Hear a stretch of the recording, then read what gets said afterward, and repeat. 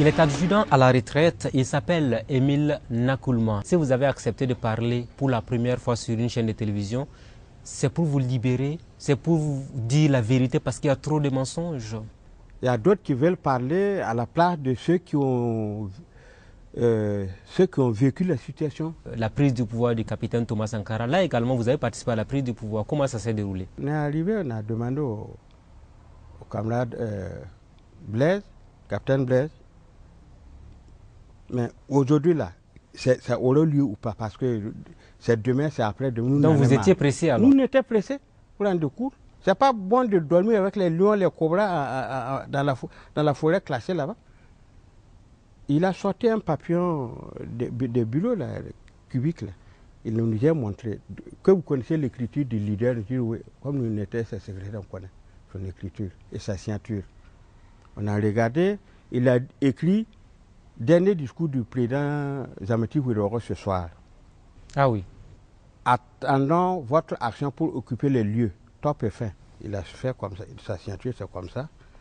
Nous, on était regardés. Quand on a démarré pour Ouagadougou, bon, à Pau, d'autres étaient fiers, d'autres disaient que ceux-ci-là ne vont pas traverser même le pont des Nationaux là. Mais quand on est venu, quand ça marchait le lendemain, c'était le Django qui tapait à Pau. Vous faisiez partie donc de sa sécurité rapprochée. Comment il gérait son calendrier? Comment ça se passait?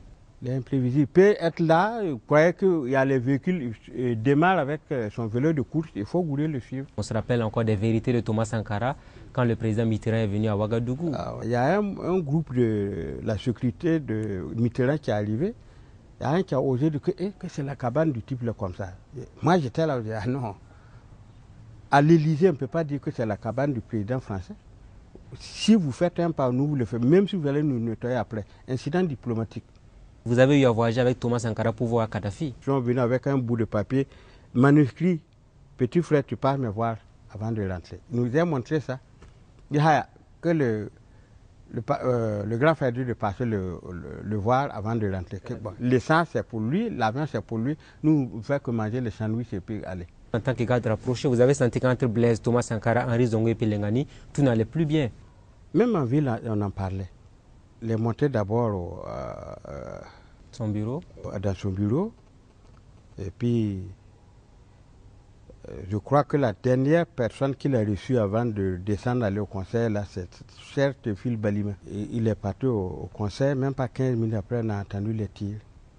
Et vous avez compris que Thomas Sankara a été touché? Oui. Ce qui nous est revenu, c'est vous qui avez sauvé les enfants de Thomas Sankara. Comment ça s'est déroulé? Quand le véhicule a été garé, il y avait la fille d'un Tchadien.